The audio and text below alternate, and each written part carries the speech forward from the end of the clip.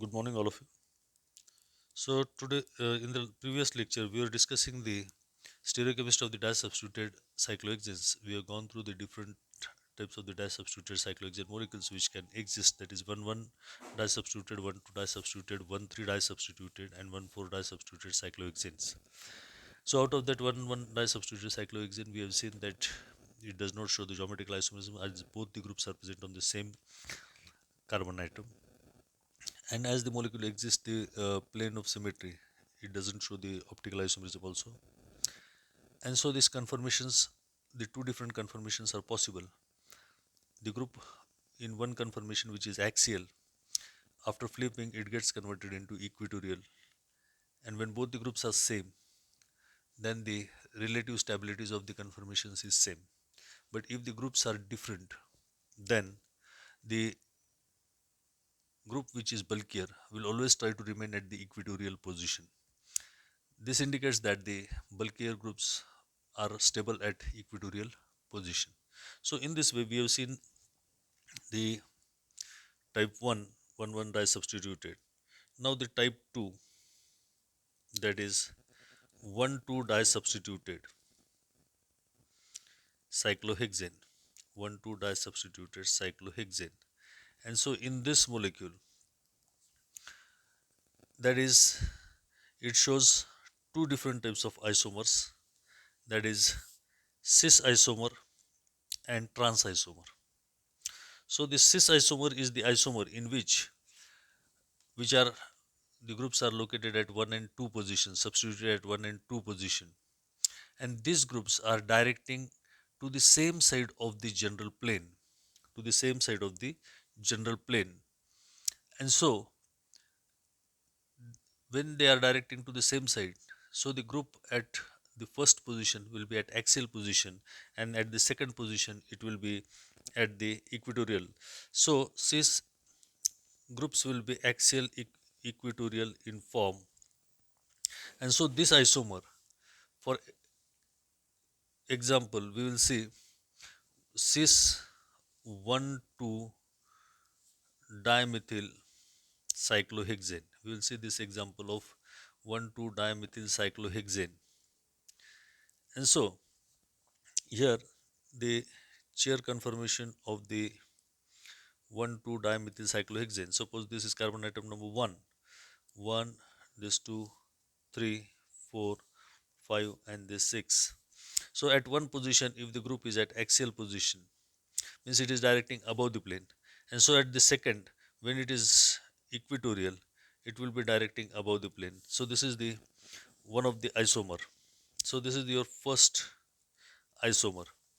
Now this molecule exists in its mirror image, and if you see the mirror image of this,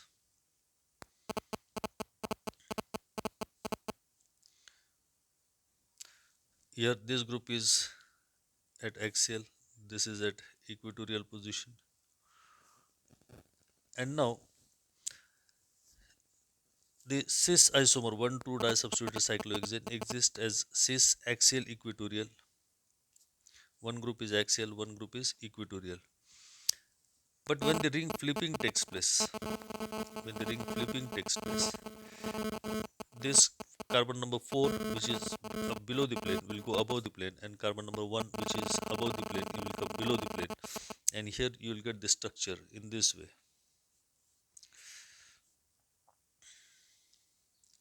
So the group at 1, which was axial, will become equatorial, and which was equatorial will become axial. And so this is your second isomer. This is your second isomer. So one is axial equatorial and other is equatorial axial. So this is your axial equatorial, this is equatorial axial, and the mirror image of this will be in this way. Means here this enantiomer will flip and will give you this structure, that is, so in this way we are getting this third isomer and this is the fourth. So these are the enantiomers 1 and 3 are enantiomers of each other. 1 and 3 are mirror images and these are non-superimposable. 1 and 3 are non-superimposable, are non-superimposable, and so therefore they are enantiomers. They are enantiomers. But when one flips into 2, when one flips into 2, it is same as 3. It is same as 3. Now, when we have seen the geometrical isomers. These are the geometrical isomers which are possible, that is axial, equatorial, and equatorial axial. Geometrical isomers are cis 1 to cis axial equatorial or equatorial axial.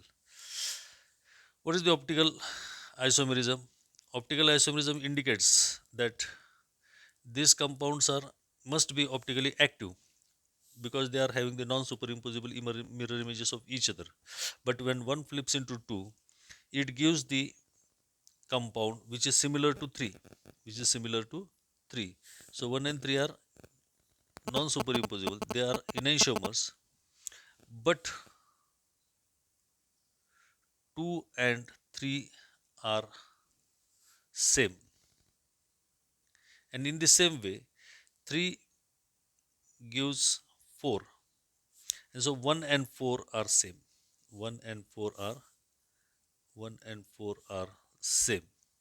And that's why exist in racemic form or exist as racemic mixture, exist as racemic mixture, and hence optically inactive, optically inactive. And here now we have seen the optical isomerism, we have seen the geometrical isomerism. Now we want to see the relative energy, relative energy. Now what is the relative energy of these molecules? Now as we have seen that one group is always at axial position, at 3 and 5 the hydrogen atoms are also axial, and so here this shows 2 butane gauges conformation. This shows 2 butane gauges conformation. Means it is butane gauges with the carbon number 3 and it is butane gauges with carbon number 5. So here we are getting the 2 butane gauges conformations are seen, and so these 2 butane gauges contribute 0.9 kilocalories into 2, it's equal to 1.8 kilocalories. And these two methyl groups, one is axial and one is equatorial, they are at the angle of 60 degree from each other, and that's why that contributes 0.9 kilocalories, and so the total internal energy is 2.7 kilocalories per mole.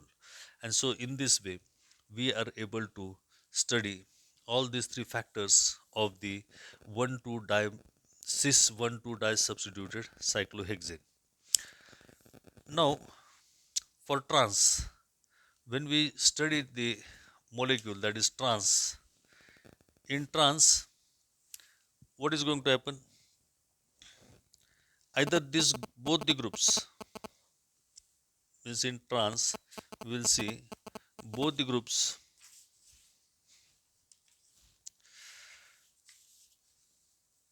trans 1,2 disubstituted cyclohexane. And here again the example is 1,2 dimethyl cyclohexane, 1,2 dimethyl cyclohexane. And in the trans isomer will have the groups equatorial equatorial or axial axial form. So here we will see how it's there. So here is the case that this group at one position is suppose at axial position, and when it is at equatorial, when it's at second carbon atom, to get in the opposite direction, this is axial means both the groups are directing to the opposite side of the plane, to the opposite side of the plane. When it flips, when it flips, the carbon 4 goes above the plane, carbon 1 comes below the plane, and when it comes below the plane, it changes its position from axial to equatorial, and they are directing in the opposite side of the plane, and so they are the after ring flipping we get these two isomers, that is equatorial and axial, and so here these two geometrical isomers are possible. Now these conformational isomers 1 and 2 of trans, they are showing the geometrical isomers. Now, as there is no element of symmetry, these both the molecules doesn't show any element of symmetry, and so they must be, or they are expected to be optically active. They are expected to be optically ex- or active. Now, if we see the mirror images of this, here we will get the mirror image in this way: axial, here axial, and here again the groups will be equatorial, and here equatorial. They are directing in the opposite direction, and so this is your third and this is your fourth. So this 1 and 3 are enantiomers of each other, 2 and 4 are enantiomers of each other, and so as they are enantiomers of each other, means all these four, that is 1 and 3 and 2 and 4, they are existing as diastereomers. They are existing as diastereomers, diastereomers, and so they are diastereoisomers of each other, and so conformation, that is trans, this trans equatorial is more stable, and this is unstable, or this is less stable than the trans equatorial. So we are getting maximum trans equatorial conformation in the solution, and so we are able to, means as the compound must be optically active, but here this exists in a diastereomeric form. They are these pairs of enantiomers, are resolvable, means we can separate out these conformations, that is the transaxial axial and equatorial. Now the situation arises that we want to calculate. We have seen the geometrical isomers. Geometrical isomers are your trans. These are the geometrical isomers. Means when the one group is axial, both the groups are either at axial positions, or both the groups are at equatorial positions at 1:2 position. And then this is the optical isomerism of these compounds, trans 1,2 disubstituted cyclohexane, in which it exists in a resolvable form. And so the relative energy of this conformation. Now, the relative energy of this conformation is that as one group is directing above the plane, and one group is directing below the plane in transaxial axial axial conformation. In this conformation, both the groups are directing in the opposite direction. One is above the plane and one is below the plane, and so here we are having this two, in all, two butane Gauch's conformation at 3 and 5 position from the above the plane, and again 2 butane Gauch's conformations below the plane. And so in all there are 4 butane Gauch's conformation, 4 butane Gauch's conformation. And so due to this 4 butane Gauch's conformation, 4 into zero point 0.9, it is 3.6 kilocalories of energy per mole. And so in this way we are getting the total internal energy 3.6 of trans-axial axial conformation. For trans-equatorial, these both the groups, methyl groups, they are butane gauges to each other, and so it contributes zero point 0.9 kilocalories of energy per mole. And so in this way, there are 4 conformations. That is, the 4 conformations which are possible. That is cis, 1 2 cis, axial equatorial, and equatorial axial, trans axial axial, and trans equatorial. So this 2 3 4. Now this both the conformations are same. They are same. So we'll show the same energy, that is 2.7 kilocalories, and transaxial axial shows 3.6 kilocalories, and here it shows zero point 0.9 kilocalories. And so the order of stability, the order of stability, the order of stability of conformations is that trans equatorial